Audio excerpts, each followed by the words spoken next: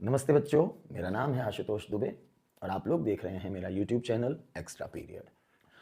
तो बच्चों, थर्मोडायनेमिक्स जो चैप्टर है वो केमिस्ट्री में भी है और फिजिक्स में भी है। तो हम लोग केमिस्ट्री में थर्मोडायनेमिक्स पढ़ने जा रहे हैं क्योंकि मैं टीचर केमिस्ट्री का ही हूँ। तो बच्चों, जो थर्मोडायनेमिक्स है इसमें सबसे पहले तो आपको ये पता करना है कि हम इस चैप्टर को पढ़ क्यों रहे हैं, मतलब हम इस चैप्टर से सीखेंगे क्या, या फिर इस चैप्टर से आपके नीट में या जेई में किस तरह के क्वेश्चंस बन सकते हैं, ये जानना जरूरी है। भाई ऐसा थोड़ी कि एकदम अंधे होकर कोई भी चैप्टर पढ़ना शुरू कर दिया और कोई स्ट्रेटजी ही नहीं है कि हमें क्या सीखना है, किस तरह के क्वेश्चंस आएंगे, तो आपको पता होना चाहिए। तो थर्मोडायनेमिक्स की स्टडी से क्या सीखेंगे, तो हम इन बातों को सीखने जा रहे हैं। इन बातों को सीखने जा रहे हैं इसका मतलब है कि इस तरह के क्वेश्चंस आ सकते हैं। कौन कौन से क्वेश्चन नीट में एंड जेईई में बच्चों बन सकते हैं? एक तो क्वेश्चन इस तरह से बन सकता है कि सिस्टम क्या होता है, सराउंडिंग क्या होता है। यहीं पे साथ में एक टर्म आता है बाउंड्री क्या होती है। तो सिस्टम, सराउंडिंग, बाउंड्री, इनकी डेफिनेशंस क्या हैं, इनके एग्जांपल्स क्या हैं, ये आपको सीखना है। आपको इस चैप्टर में open system, close system and isolated system क्या होते हैं, इनके बारे में भी जानना पड़ेगा। थ्योरेटिकल क्वेश्चंस बनते हैं। फिर आपको इस चैप्टर में एक चीज और सीखनी है जिसपे क्वेश्चंस बनते हैं। इंटरनल एनर्जी क्या होती है, जिसको हम डेल्टा यू से रिप्रेजेंट करेंगे। वर्क क्या है, हीट क्या है। आपको इस चैप्टर में फर्स्ट लॉ ऑफ थर्मोडायनेमिक्स भी पढ़ना है, ठीक है। फिजिक्स में जैसे आपने पढ़ा है वो तो आपने पढ़ा है, बट साथ में आपको केमिस्ट्री में भी पढ़ना है क्योंकि ये चैप्टर फिजिक्स केमिस्ट्री दोनों में है। फिर आपको बच्चों समझना है कि स्टेट फंक्शंस क्या होते हैं। तो ये बातें नीट में एंड जेईई में पूछी जाती हैं, इसलिए इन बातों को सीखना जरूरी है। स्टेट फंक्शंस क्या होते हैं, एक आपको सीखना है एंट्रोपी चेंज क्या है। एंट्रोपी क्या होती है, एंट्रोपी चेंज क्या है, डेल्टा एस इसको रिप्रेजेंट करते हैं। अगली चीज जो हम सीखेंगे इस चैप्टर में वो सीखेंगे, केमिस्ट्री में ज्यादातर क्वेश्चन इसी पे बनते हैं कि एंथैल्पी क्या है और किसी भी रिएक्शन में आप एंथैल्पी चेंज को कैलकुलेट कैसे करोगे। डिफरेंट टाइप की रिएक्शंस होंगी, जैसे न्यूट्रलाइजेशन रिएक्शन हो सकती है, या कंबशन रिएक्शन हो सकती है, या हाइड्रेशन हो सकता है। किसी भी तरह की कोई भी रिएक्शन हो उसमें एंथैल्पी चेंज आप कैसे कैलकुलेट करोगे ये सीखना होगा। उस पे न्यूमेरिकल्स बड़े अच्छे अच्छे बनते हैं। आपको इस चैप्टर में हेस लॉ के बारे में भी पढ़ना है, ठीक है। साथ ही साथ आपको बच्चों एक्सटेंसिव प्रॉपर्टीज क्या होती हैं, इंटेंसिव प्रॉपर्टीज क्या होती हैं, ये भी इसी चैप्टर में सीखना है, ओके। इसके बाद spontaneous and non spontaneous reactions क्या होती हैं, आप कैसे पता करोगे कि कोई रिएक्शन स्पॉन्टेनियस है या फिर नॉन स्पॉन्टेनियस है। तो उसके कुछ कॉन्सेप्ट्स हैं, कुछ छोटी छोटी ट्रिक्स हैं जो कि मैं आपको बताऊंगा। साथ में आपको लास्ट में इस चैप्टर में गिब्स फ्री एनर्जी के बारे में भी पढ़ना है कि गिब्स फ्री एनर्जी होती क्या है। साथ ही साथ बच्चों आपको यह भी पढ़ना है कि जो गिब्स फ्री एनर्जी होती है इसका इक्विलिब्रियम कांस्टेंट के साथ क्या रिलेशन है, एंड गिब्स फ्री एनर्जी की वैल्यू जो डेल्टा जी होती है उसकी वैल्यू को देख के आप ये कैसे पता करोगे कि कोई रिएक्शन स्पॉन्टेनियस है या नहीं है। स्पॉन्टेनियस का मतलब रिएक्शन अपने आप से हो रही है या नहीं हो रही है। तो इतनी सारी बातें आपको इस चैप्टर में सीखनी है क्योंकि इन्हीं से related questions neat and JEE में बनते हैं, ओके। तो बच्चों इन बातों को सीखने के लिए शुरुआत करते हैं। ये जो सारे पॉइंट्स लिखे हुए हैं आप लोग अपनी एनसीईआरटी से जरूर एक बार रीडिंग लगाएं, तो आपको समझ में आएगा कि सर ने जो पॉइंट्स बताए हैं वो एनसीईआरटी ने जिस तरह से लिखा हुआ है उसी उसी को एक सीक्वेंस में अच्छे से बताया है। क्योंकि हमारा जो एग्जाम है नीट का या जेईई का, एनसीईआरटी से ही क्वेश्चंस बनते हैं, तो आपको एनसीईआरटी की रीडिंग तो लगानी ही लगानी पड़ेगी, ओके। तो आप एक बार एनसीईआरटी को जरूर पढ़िए इस वीडियो को देखने के बाद, तो आपको समझ में आएगा कि आपको एनसीईआरटी की एक एक लाइन बहुत अच्छे से सर ने समझा दी है। बच्चों, शुरुआत जो एनसीईआरटी में होती है थर्मोडायनेमिक्स में, तो वो यहां से होती है कि chemical energy stored bye molecules can be. जो मॉलिक्यूल्स होते हैं उनमें एक केमिकल एनर्जी स्टोर होती है, और ये जो केमिकल एनर्जी होती है वो अलग अलग फॉर्म में आपको दिख सकती है। कैसे दिख सकती है, जैसे मॉलिक्यूल्स ने केमिकल एनर्जी को स्टोर किया है, तो जब मॉलिक्यूल्स की रिएक्शन होगी तो वही केमिकल एनर्जी हीट के फॉर्म में आपको दिख सकती है, या फिर वही जो केमिकल एनर्जी है वो आपको वर्क के फॉर्म में दिख सकती है। अरे वर्क के फॉर्म में कैसे, जैसे गाड़ियों में क्या होता है, गाड़ियों में डीजल पेट्रोल जलता है, एक केमिकल रिएक्शन होती है, वहां पे केमिकल रिएक्शन हुई, बर्निंग हुई, डीजल पेट्रोल हाइड्रोकार्बन है, ठीक है। और उसके बाद इंजन ने काम करना शुरू किया, मतलब इंजन ने वर्क करना शुरू किया, तो जो एनर्जी है वो वर्क में कन्वर्ट हो रही है। साथ ही साथ जो केमिकल एनर्जी है वो इलेक्ट्रिकल एनर्जी में भी कन्वर्ट हो सकती है। कैसे, अरे जो बैटरी होती है, बैटरी बैटरी में क्या है, बैटरी के अंदर केमिकल रिएक्शन होती है और उस बैटरी से हमें करंट मिलता है, इलेक्ट्रिसिटी मिलती है। तो केमिकल एनर्जी किस में कन्वर्ट हो रही है? इलेक्ट्रिकल एनर्जी में कन्वर्ट हो रही है। इसका मतलब ये हुआ कि मॉलिक्यूल्स में जो केमिकल एनर्जी स्टोर होती है वो एनर्जी हीट के फॉर्म में भी मिल सकती है, वो एनर्जी वर्क के फॉर्म में भी मिल सकती है, एंड वो एनर्जी इलेक्ट्रिकल एनर्जी के भी फॉर्म में मिल सकती है। और केवल यही तीन नहीं, वो एनर्जी किसी भी फॉर्म में मिल सकती है। तो जो एनर्जी है उसका ट्रांसफॉर्मेशन होता है। ट्रांसफॉर्मेशन का मतलब ये हुआ कि एक एनर्जी दूसरी एनर्जी में कन्वर्ट हो जाती है। देखो बच्चों, भगवान श्री कृष्ण ने गीता में कहा था कि आत्मा न पैदा होती है ना आत्मा मरती है, आत्मा केवल अपना रूप बदलती है, एक शरीर से दूसरे शरीर में जाती है। तो जो भगवान श्री कृष्ण ने गीता में बोला था यही बात केमिस्ट्री में है। आत्मा क्या है? आत्मा एनर्जी है। अरे अगर हमारे शरीर में आत्मा नहीं रहेगी, हम मर जाएंगे, हमारे शरीर में एनर्जी नहीं बचेगी। तो जो भगवान श्री कृष्ण ने बोला था वही बात है कि जो एनर्जी है वो एक फॉर्म से दूसरे फॉर्म में ट्रांसफॉर्म होती है, कन्वर्ट होती है। ठीक है, इसको डिस्ट्रॉय नहीं किया जा सकता, केवल उसको कन्वर्ट किया जा सकता है किसी दूसरे फॉर्म में। तो ये जो चैप्टर आप पढ़ने जा रहे हो जिसका नाम है थर्मोडायनेमिक्स, इस चैप्टर में आप एनर्जी ट्रांसफॉर्मेशन के ही बारे में पढ़ेंगे। एनर्जी ट्रांसफॉर्मेशन का मतलब हुआ कि आप ये पढ़ेंगे कि कैसे एक एनर्जी दूसरी एनर्जी में कन्वर्ट होती है, या कैसे एनर्जी वर्क में कन्वर्ट होती है, या कैसे वर्क जो है वो एनर्जी में कन्वर्ट होता है। ओके, तो जो various forms of energy are interrelated and these may be transform from one form into another, इन्हीं एनर्जी ट्रांसफॉर्मेशंस की स्टडी हम थर्मोडायनेमिक्स में करेंगे। इतनी बात आपको समझ में अच्छे से आ गई होगी। तो डिफरेंट डिफरेंट टाइप्स की एनर्जी, कैसे एक एनर्जी दूसरे में कन्वर्ट होती है, यही सब हमको सीखना पड़ना है बच्चों। इसके बाद जो अगला पॉइंट एनसीईआरटी में है वो हमें ये बताता है कि जो थर्मोडायनेमिक्स हम चैप्टर पढ़ रहे हैं, इसमें जो थर्मोडायनेमिक्स के लॉ हैं, जो थर्मोडायनेमिक्स के रूल हैं, ये एक मैक्रो सिस्टम पे अप्लाई होते हैं। मैक्रो सिस्टम का मतलब जहां पे बहुत सारे मॉलिक्यूल्स हों। अरे एक होता है माइक्रो, माइक्रो मतलब थोड़ा सा, और मैक्रो मतलब बहुत ज्यादा। तो जो थर्मोडायनेमिक्स के रूल होते हैं ये मैक्रो सिस्टम पे अप्लाई होते हैं। मैक्रो सिस्टम का मतलब जब बहुत सारे मॉलिक्यूल्स हैं, ऐसा नहीं कि जरा से मॉलिक्यूल आपने ले ली और उस पर थर्मोडायनेमिक्स के प्रिंसिपल लगा के तो फिर मजा नहीं आएगा। तो जब लार्ज स्केल पे मॉलिक्यूल्स होते हैं तब ये रूल हम अप्लाई करते हैं। तो यही लिखा हुआ था कि the laws of thermodynamics deal with energy change of macroscopic system involving a large number of molecules. Okay, small number of molecules में नहीं, लार्ज नंबर ऑफ मॉलिक्यूल्स में। नेक्स्ट पॉइंट जो एनसीईआरटी में है वो आपको यह समझना है कि थर्मोडायनेमिक्स में बच्चों हम लोग इस बात की चिंता नहीं करते कि जो एनर्जी का ट्रांसफॉर्मेशन है वो हुआ कैसे, या हम इस बात की भी चिंता नहीं करते कि जो एनर्जी का ट्रांसफॉर्मेशन हुआ उस ट्रांसफॉर्मेशन की स्पीड क्या थी, स्पीड का मतलब उसका रेट क्या था। इसकी चिंता थर्मोडायनेमिक्स में नहीं करी जाती है, क्योंकि थर्मोडायनेमिक्स जो है इसमें हम केवल किसी भी सिस्टम की जो इनिशियल स्टेट और फाइनल स्टेट है केवल हम उसको देखते हैं। ठीक है, ट्रांसफॉर्मेशन हुआ कैसे या कितनी स्पीड से हुआ ये नहीं देखा जाता, केवल फाइनल एंड इनिशियल स्टेट देखी जाती है। थर्मोडायनेमिक्स में इस बात की चिंता नहीं करते कि एनर्जी ट्रांसफॉर्मेशंस कैसे हुए या कितनी स्पीड से हुए, but thermodynamics is based on initial and final state of a system. ठीक है, नेक्स्ट पॉइंट जो बच्चों आपको समझना है वो ये, आप लोग एनसीईआरटी बाद में पढ़ना जरूर, एक एक बात आपको अच्छे से समझ में आ जाएगी। नेक्स्ट पॉइंट बच्चों आपको ये ध्यान रखना है कि जो थर्मोडायनेमिक्स के प्रिंसिपल्स होते हैं ये हम तब अप्लाई करते हैं जब सिस्टम इक्विलिब्रियम में है। सिस्टम क्या होता है अभी मैं एक्सप्लेन करूंगा। तो थर्मोडायनेमिक्स के प्रिंसिपल्स तब लगते हैं जब सिस्टम इक्विलिब्रियम में है या फिर एक इक्विलिब्रियम से दूसरे इक्विलिब्रियम में शिफ्ट कर रहा है। कुल मिला के इक्विलिब्रियम टर्म आपको ध्यान रखना है।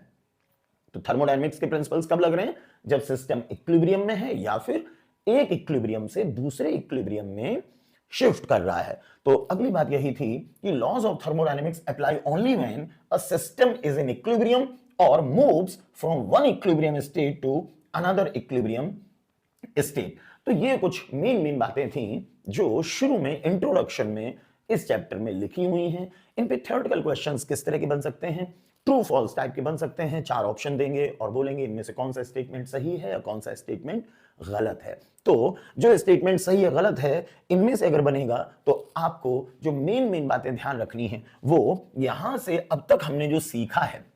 देखो बच्चों, अब तक हमने जो सीखा है उसके मेन पॉइंट्स क्या निकल के आए हैं वो मैंने यहां पे अलग से हाईलाइट कर दिए हैं। क्या हाईलाइट किए हैं? देखो बच्चों, जो मेन पॉइंट निकल के आए हैं वो ये निकल के आए कि जो थर्मोडायनेमिक्स है includes study of different forms of energy and energy transformations. यही तो अभी हमने सीखा था, एनर्जी ट्रांसफॉर्मेशंस के ही बारे में हम इसमें पढ़ते हैं।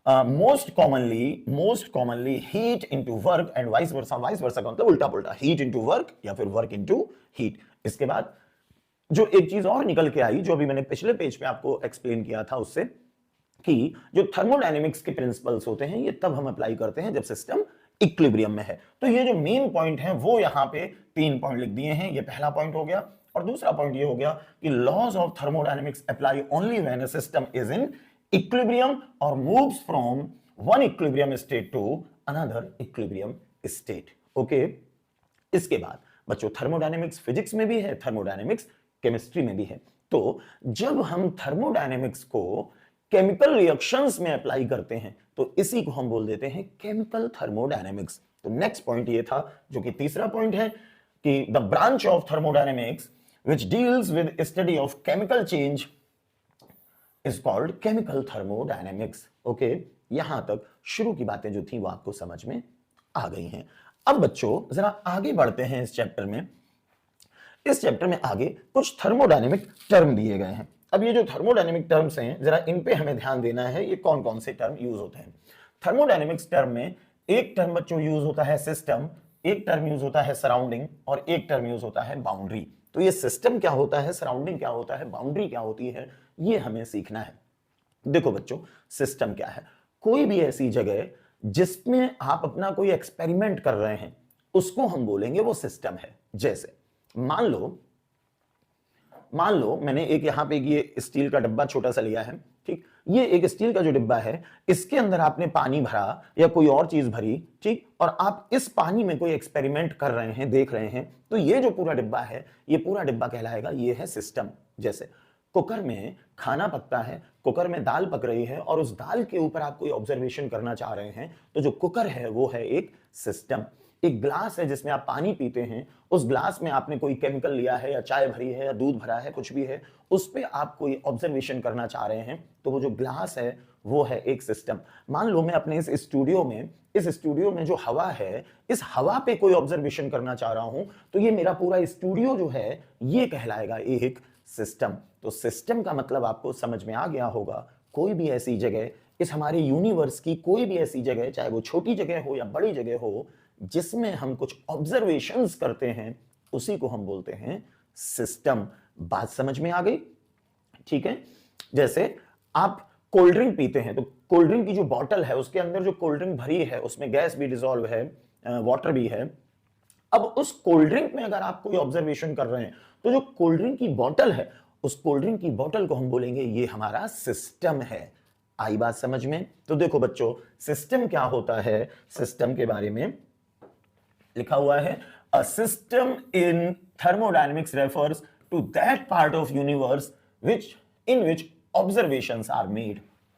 ठीक है, यही तो भी मैंने समझाया। यूनिवर्स का वो पार्ट, चाहे वो एक ग्लास हो, चाहे ये पूरा कमरा हो, जिसमें भी आप ऑब्जर्वेशन कर रहे हो, उसको हम बोलेंगे सिस्टम। फिर एक टर्म आता है सराउंडिंग। बच्चों, सराउंडिंग क्या होता है? सिस्टम के बाहर की जितनी भी दुनिया है उसको हम बोलते हैं सराउंडिंग। जैसे अगर मान लो मैं यही जो स्टील का डिब्बा मैंने लिया था, इसके अंदर मान लो पानी भरा है या कोई केमिकल भरे हैं, और हम उसी डिब्बे के अंदर जो पानी या केमिकल भरे हैं उन पे कुछ ऑब्जर्वेशंस कर रहे हैं, तो ये जो स्टील का डिब्बा है ये तो बच्चों हो गया सिस्टम। और इस डिब्बे के बाहर जितनी भी ये हवा है, मैं खड़ा हूं और ये छत है, नीचे फर्श है, चारों तरफ जो भी दिख रहा है वो सब कुछ कहलाएगा सराउंडिंग। ये डिब्बा हो गया सिस्टम, और इस डिब्बे के अलावा अब इस स्टूडियो में जो कुछ भी है वो सब क्या है? सराउंडिंग है।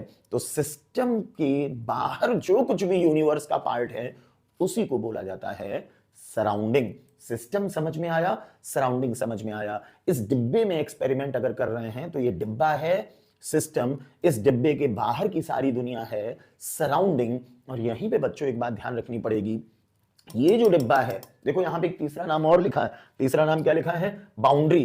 तो ये बाउंड्री क्या है ये आपको समझना है। ये जो डिब्बा है ये जो स्टील की दीवार है, ये स्टील की दीवार इस डिब्बे को बाहर की दुनिया से सेपरेट कर रही है। तो ये स्टील की दीवार जो है वो इसकी हो गई बाउंड्री, या फिर ऊपर भले ये डिब्बा खाली है, यहां पे देखो दीवार नहीं है, ठीक, बट ये डिब्बा केवल यहां तक है, पानी इसी के अंदर भरा है, तो यहां तक ये जो सरफेस है, अब भले ही यहां पे स्टील नहीं है बट एक इमेजिनरी बाउंड्री यहां पे भी है। ये जो स्टील आपको दिख रही है ये है एक रियल बाउंड्री, और यहां से जो सिस्टम है वो खत्म हो गया, क्योंकि अब इसके ऊपर ऊपर का हिस्सा ये तो सब कहला रहा है क्या, यूनिवर्स। तो सिस्टम के ऊपर का हिस्सा पूरा यह है यूनिवर्स। तो यहां पर एक हम काल्पनिक एक इमेजिनरी बाउंड्री मान रहे हैं जो कि इस डिब्बे को और इस यूनिवर्स को सेपरेट कर रही है। तो वो जो काल्पनिक इमेजिनरी बाउंड्री है वो भी कहला, जो इमेजिनरी सरफेस है उसको भी हम बोलेंगे बाउंड्री। तो बाउंड्री देखो क्या होता है, बाउंड्री रियल और इमेजिनरी। देखो मैंने इमेजिनरी और रियल अभी आपको समझाया था, क्या है ये डब्बा यूनिवर्स से कैसे सेपरेट हो रहा है, स्टील की दीवार से, तो ये तो रियल है। और ऊपर की तरफ यहां पे ऊपर भले ही ये खाली है बट ये डब्बा केवल यहीं तक है, तो यहां पे हम ये इतनी जगह को मान लेंगे ये एक इमेजिनरी बाउंड्री है। तो रियल और इमेजिनरी सरफेस ऐसी को हम बोल सकते हैं, और वॉल मतलब दीवार, which separates the system from surrounding, तो इसी को हम बोलते हैं बाउंड्री। तो एक बार आखिरी बार जल्दी से समझ लो, अगर इस डिब्बे में कोई एक्सपेरिमेंट हो रहा था तो ये डिब्बा क्या है, सिस्टम। इस डिब्बे के बाहर की सारी दुनिया क्या है, सराउंडिंग। और इस डिब्बे की जो दीवारें हैं वो क्या है, बाउंड्री। क्लियर हो गया, बाउंड्री रियल भी हो सकती है या एक इमेजिनरी भी हो सकती है। ओके, तो जैसे यही बात देखो फॉर एग्जांपल नीचे लिखी हुई है कि if we are studying the reaction in a beaker, अगर हम इसी को बीकर एक मान लें, ठीक, तो क्या लिखा था, the beaker is system, beaker system है, रूम इज सराउंडिंग, ये जो बीकर है ये सिस्टम है, बाकी पूरा रूम क्या है, सराउंडिंग है, and wall of beaker is boundary. Clear हो गया, तो ये तीनों टर्म आपको क्लियर हो गए हैं। इसके बाद बच्चों आते हैं नेक्स्ट पॉइंट पर, जिसमें आते हैं टाइप्स ऑफ सिस्टम। देखो बच्चों टाइप्स ऑफ सिस्टम में आपको 3 पॉइंट ध्यान रखने हैं। एक ध्यान रखना है ओपन सिस्टम, एक याद रखना है क्लोज्ड सिस्टम, और एक आपको ध्यान रखना है आइसोलेटेड सिस्टम। अब ये तीनों क्या होते हैं, इसको ऐसे समझो कि जो ओपन सिस्टम होता है, जो पहला नाम लिखा हुआ है, ये ओपन सिस्टम क्या है, ये ओपन सिस्टम ऐसा एक सिस्टम होता है, जैसे इसी को हम ले लें, ये जो डिब्बा है जिसका ढक्कन ऊपर से खुला हुआ है, तो ये जब ढक्कन खुला हुआ है तो ये डिब्बा जो है ये बच्चों है ओपन सिस्टम। क्या है, ओपन सिस्टम। कैसे ओपन सिस्टम पहचानोगे कैसे, इस डिब्बे को अगर हम नीचे से इसको हीट एनर्जी दें, ठीक, नीचे से हमने इसको हीट एनर्जी दी तो क्या होगा कि बाउंड्री से होके ये जो हीट एनर्जी है वो डिब्बे के अंदर मतलब सिस्टम के अंदर भी जा रही है, ठीक। और मान लो पानी था वो गर्म हो गया, बाद में हमने यहां से आग हटा ली, तो फिर क्या होगा, अंदर जो गर्म पानी है अंदर की एनर्जी बाहर हवा में मतलब सराउंडिंग में भी जाएगी। इसका मतलब ये हुआ कि जब ये एक ओपन इस तरह का डब्बा है तो इसमें जो है वो हीट एनर्जी बाहर, यूनिवर्स की हीट एनर्जी इसके अंदर भी जा सकती है और इसके अंदर की हीट एनर्जी बाहर भी आ सकती है। साथ ही साथ इस डिब्बे में बाहर से भी, चूंकि ये खुला हुआ है, बाहर से भी आप इसमें पानी डाल सकते हो, या जब आप इसको गर्म करोगे तो क्या होगा, गर्म करने पे पानी इसका बॉईल करेगा, और जब बॉईल करेगा तो पानी जो है वेपर के फॉर्म में बाहर निकलना शुरू कर देगा। पानी क्या है, एक मैटर है, एक पदार्थ है। तो हीट बाहर की अंदर और अंदर की बाहर भी जा रही है। साथ ही साथ मैटर, जैसे मान लो पानी मैटर, मैटर बाहर का मैटर अंदर भी जा सकता है और अंदर का मैटर बाहर भी आ सकता है। तो जो इस तरह का सिस्टम होता है बच्चों, इसको बोला जाता है ओपन सिस्टम। बात समझ में आ गई। जैसे भगोने में आप चाय बना रहे हो, तो भगोने में जब आप चाय बना रहे हो तो बाहर से दूध, पानी, पत्ती ये सब अंदर भी जा सकता है और अंदर की चाय निकल के बाहर भी आ सकती है, वाटर वेपर भी बाहर आ रही है। गैस जला रहे हो तो हीट एनर्जी उसके अंदर भी आ रही है, और जब गैस बंद कर देते हैं धीमे धीमे चाय ठंडी हो जाती है। क्यों ठंडी हो गई, क्योंकि अंदर की हीट एनर्जी बाहर चली गई। तो मैटर भी अंदर बाहर हो रहा है, एनर्जी भी अंदर बाहर हो रही है।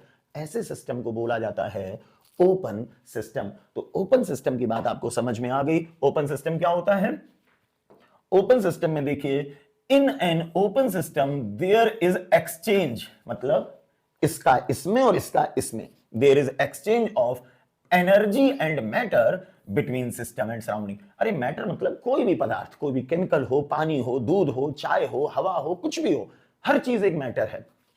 ठीक है, तो ओपन सिस्टम में किसका एक्सचेंज हो रहा है? ओपन सिस्टम में जो एक्सचेंज है, एक्सचेंज ओपन सिस्टम में मैटर का भी एक्सचेंज हो रहा है एंड एनर्जी का भी एक्सचेंज हो रहा है। ओके, अब आते हैं क्लोज्ड सिस्टम के ऊपर। तो बच्चों जरा देखो ये क्लोज्ड सिस्टम क्या होता है। मैं क्लोज सिस्टम आपको बना के दिखा रहा हूं। जब इस डिब्बे का ढक्कन खुला हुआ है, अभी ये है एक ओपन सिस्टम। अब हमने क्या किया, हमने इसका ढक्कन जो है ये बंद कर दिया। ठीक, अब क्या है, ढक्कन हमने बंद कर दिया।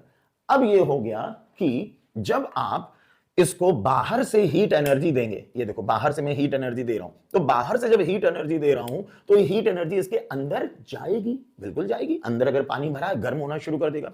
ठीक, साथ ही साथ वो पानी बाद में ठंडा भी हो जाएगा। क्यों ठंडा हो गया? क्योंकि अंदर की जो हीट एनर्जी है वो धीमे धीमे इसकी दीवार से, इस बाउंड्री से बाहर चली जाएगी।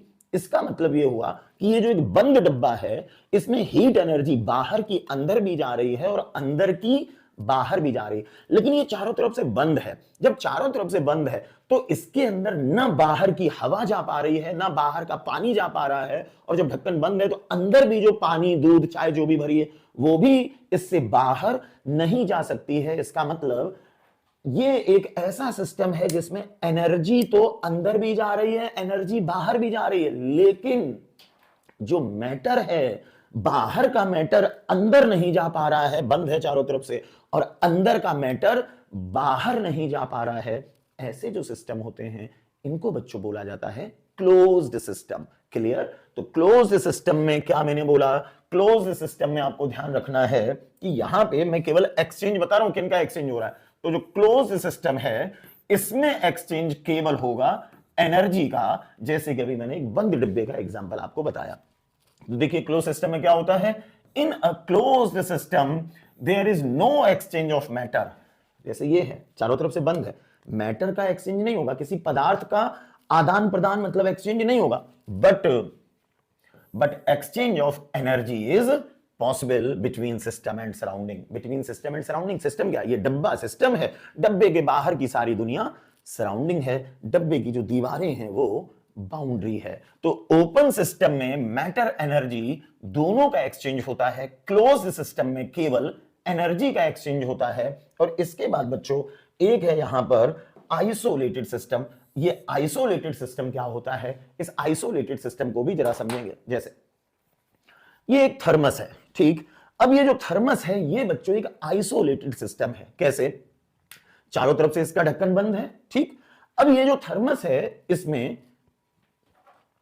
जो बाहर की एनर्जी है, क्योंकि ये थर्मस है, ठीक, तो थर्मस में क्या है, बाहर की एनर्जी अंदर नहीं जा पाएगी और अंदर की एनर्जी बाहर नहीं आ पाएगी। साथ ही साथ चारों तरफ से बंद है तो बाहर का मैटर अंदर नहीं जा पाएगा। मैटर कुछ भी हो सकता है, मैटर हवा हो सकती है, मैटर पानी हो सकता है, मैटर कोई गैस हो सकती है, मैटर दूध हो सकता है, मैटर कुछ भी हो सकता है, कोई भी पदार्थ। तो ना तो बाहर की हीट इसके अंदर जाएगी, ना अंदर की हीट बाहर जाएगी। साथ ही साथ बाहर का मैटर अंदर नहीं जा रहा है, अंदर का मैटर बाहर नहीं जा रहा है, कुछ अंदर बाहर नहीं हो रहा है। और जब कुछ अंदर बाहर नहीं हो रहा है तो ऐसे सिस्टम को बोला जाता है आइसोलेटेड सिस्टम। तो ये जो थर्मस है ये आइसोलेटेड सिस्टम का एग्जाम्पल होता है, ठीक। तो आइसोलेटेड सिस्टम देखो बच्चों, आइसोलेटेड सिस्टम क्या, system, in isolated system there is no exchange of energy और मैटर। तो इसमें जो आइसोलेटेड सिस्टम है इसमें किसी का भी एक्सचेंज नहीं होता है। तो ये मैंने एक्सचेंज लिखे हैं। ओपन सिस्टम में मैटर का भी एक्सचेंज, एनर्जी का भी एक्सचेंज, क्लोज्ड सिस्टम में केवल एनर्जी का एक्सचेंज, और आइसोलेटेड सिस्टम में ना मैटर का एक्सचेंज होता है और ना ही एनर्जी का एक्सचेंज होता है। तो ये एक छोटा सा इंट्रोडक्शन था थर्मोडायनेमिक्स में। इन बातों को आप प्रॉपर नोट्स जैसे बनाना चाहें आप बना लीजिए अच्छे से। अगर नोट्स ना बनाना चाहें तो कोई बहुत लंबा वीडियो नहीं है, छोटा सा वीडियो है ये। आप बार बार अगर 2-3 बार भी इस वीडियो को देख लेंगे तो सारी की सारी बातें आपके दिमाग में बैठ जाएंगी।